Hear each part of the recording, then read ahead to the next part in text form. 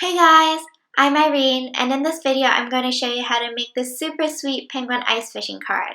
It'll be perfect to give your significant other on Valentine's Day or Anniversary Day.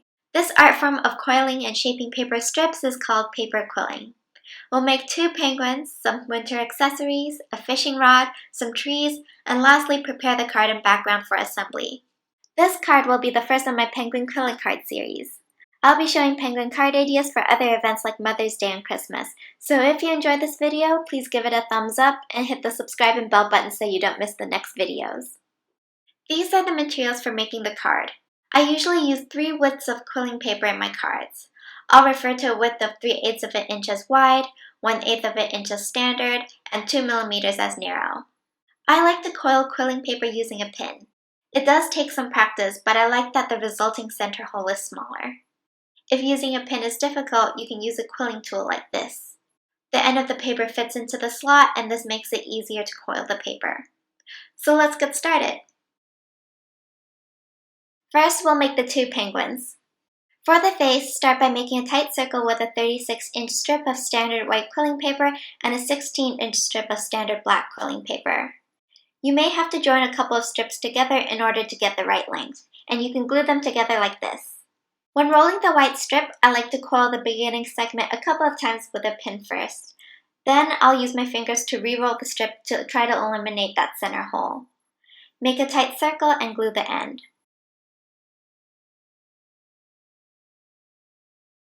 Then glue the black strip next to the white end, coil it, and glue the end.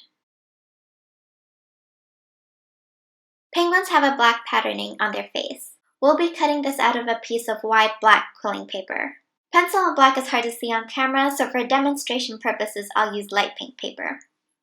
I'll trace the face on the quilling paper. Then I'll measure and mark 1/8 of an inch at the center. I like the domes on the 2 sides to come up to about 3/16 of an inch, so I draw on the markers for this. Cut this out and place it on the base. Mark the inner rim of the black circle and draw the 2 domes using the markers. Cut the domes out, then glue the patterning to the face. To make the beak, we want to start by making a loose circle using a 1.5-inch strip of narrow yellow quilling paper. To make the loose circle, first form a tight circle and then let it expand until it's about 2/16 of an inch in diameter. When making loose circles for shaping, the result is nicer if the layers are even. Sometimes I'll re-roll it or use a pin to try to even out the layers a bit more. Then glue the end down. We can then form a marquee shape by pinching 2 sides of the circle. One of the sides should be lined up with the glued end so that the end is less visible. Glue the beak to the center of the black patterning. To make the smiling eyes, cut 1/8-inch strips of narrow black quilling paper and fold them in half. Glue them onto the face. Since they're small, it's easier to use tweezers when handling them. To make the blushing cheeks, cut 1-inch strips of narrow pale pink quilling paper and form tight circles. Again, I like to re-roll these with my fingers to try to eliminate that center hole. Glue the blush to the face, and we're done with the face. For the body, make a tight circle with a 48-inch strip of standard white quilling paper and a 24-inch strip of standard black quilling paper. Try to eliminate that center hole. For the arms, make loose circles using 5-inch strips of standard black quilling paper. The circle should be about 5/16 of an inch in diameter. Then we want to shape the arms into rounded triangular shapes. For the feet, make loose circles with 3-inch strips of standard yellow quilling paper. The circle should be about 4/16 of an inch in diameter. Then we want to shape the circles into half circles. And there we've made the penguins.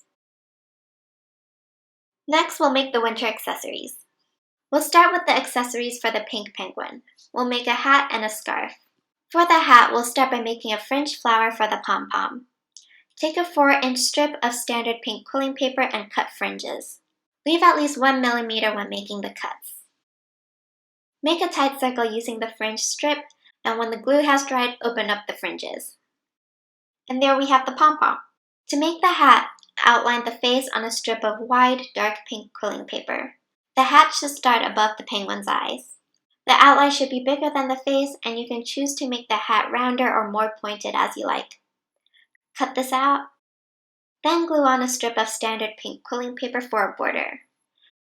Trim the strip to match the shape of the hat. Making the scarf is simple. Take a 2-inch strip of standard pink quilling paper and fringe both ends. Now let's make the accessories for the blue penguin. We'll make earmuffs and a scarf. To make the earmuff, start by making 2 pom-poms using 4-inch strips of standard blue quilling paper. This is made the same way as the pom-pom for the pink hat. To make the headband part of the earmuff, take 5 1.5-inch strips of standard blue quilling paper and stack them together by putting a thin layer of glue in between each. While the glue is still wet, sculpt the stack around the penguin's face. We'll trim the headband when we're assembling the card later. Make the blue scarf by taking a 2-inch strip of standard blue quilling paper and fringe both ends. The winter accessories are done. Now we'll make the fishing rod and fish. The fishing rod is a piece of narrow brown quilling paper that's twisted into a tube. The twisting is done around a pin. If there's a pin head, make sure it's facing upwards so that it's out of the way. Wrap the paper near the point of the pin at a slanted angle.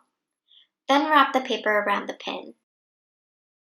Whenever you run out of length on the pin, move the tube downwards a bit and continue wrapping. Once we have a coil that is about 1.5 inches long, cut it off, and there we have the fishing rod. The fishing line is just a piece of narrow black quilling paper. We'll trim it when we're assembling the card. Now we'll make the fish. For the fish's body, make a loose circle using a 3-inch strip of standard orange quilling paper. The circle should be about 4/16 of an inch in diameter. Shape it into a teardrop first by pinching the glued end down. Then slightly pinch down the other end to make a slight V shape for the head. For the fish's tail, make a loose circle using a 1-inch strip of standard orange quilling paper. The loose circle should be small. Create a bunny ear shape by denting the middle with your fingernail. Glue the fish's body and tail together. Now we'll make a few trees. We'll make 1 larger tree and 2 small trees. These trees are made with narrow green quilling paper. Each tree has 3 layers. Let's start with the larger tree. For the first and top layer, make 2 loose circles using 2-inch strips of quilling paper. The circle should be about 3/16 of an inch in diameter. Form a crescent shape out of each circle. For the second layer, make 2 loose circles using 3-inch strips of quilling paper. The circle should be about 4/16 of an inch in diameter. Form crescent shapes. For the third and bottom layer, make 2 loose circles using 4-inch strips of quilling paper. The circle should be about 5/16 of an inch in diameter. Form crescent shapes. For each layer, glue the backs of the 2 crescents together so that they come to a point.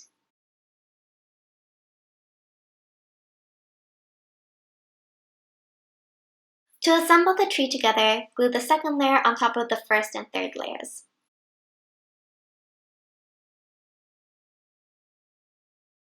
The smaller trees are made the same way, it's just the measurements that are different. For the first layer, make loose circles using 1.5-inch strips. The circle should be about 2/16 of an inch in diameter. For the second layer, make loose circles using 2-inch strips. The circle should be about 3/16 of an inch in diameter. For the third layer, make loose circles using 3-inch strips of quilling paper.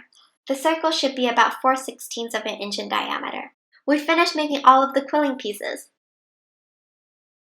Now we can prepare the card and background. The base of the card is a sky blue cardstock that is 7 inches by 11 inches. Fold it along the width to create a card that is 7 inches tall and 5.5 inches wide. To make the heart-shaped ice fishing hole, we want to cut hearts from the light blue and medium blue papers. On the light blue paper, draw a heart shape that is 3 inches wide and 2.25 inches tall. The cleft of my heart is about 3/8 of an inch from the top. Cut this heart shape out. Then trace it on the medium blue paper for an identical heart shape. Cut this heart shape out. Now that we have both hearts, glue the medium blue heart on the light blue heart so that it leaves a rim at the top. The light blue border gives the illusion that the ice fishing hole is sunken in. Next, we'll cut 3 layers of mountains using the medium blue, light blue, and white papers. The medium blue is the furthest layer of mountains, the light blue is the second layer, and the white is the front layer where the ice fishing hole will be placed. The mountain should be 5.5 inches wide in order to span the width of the card, but you can make any mountain shapes that you like. The only requirement I would say is that the white mountain should be drawn at least 3 inches high. It will touch the bottom end of the card, and we want to make sure that the ice fishing hole fits on it. Note that here I've cut my light blue mountains to reach the bottom of the card as well.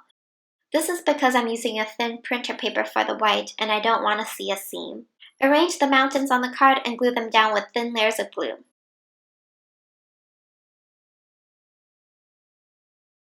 Then glue the ice fishing hole. The card and background is done. Finally, we can assemble the quilling pieces. I like to start by gluing some parts of the penguins together. I'll glue the head onto the top of the body, then I'll glue the feet onto the body. By having the flat edge of the feet facing upwards, it makes it look like the penguins are sitting. I'll also glue on the scarves at this point, since that will affect the placement of the arms. Wrap the scarf around the penguin's neck, and when you find an arrangement that you like, glue it down.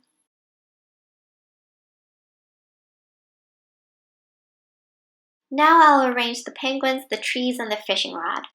When I'm happy with the arrangement, then I'll start gluing.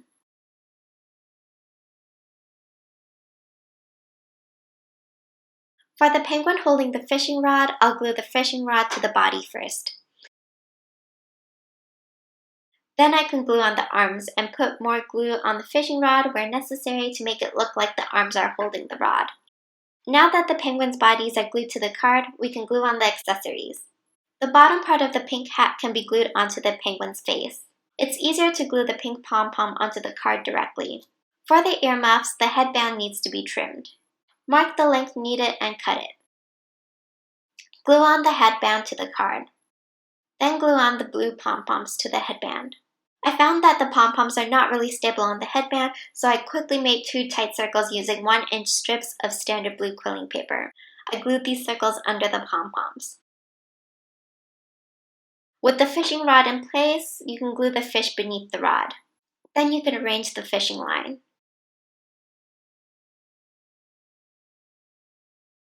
Gluing the fishing line and the tip of the rod to the card will make it more stable. As a finishing touch, I cut out little squares from a strip of narrow white quilling paper and glued them onto the card for snowfall.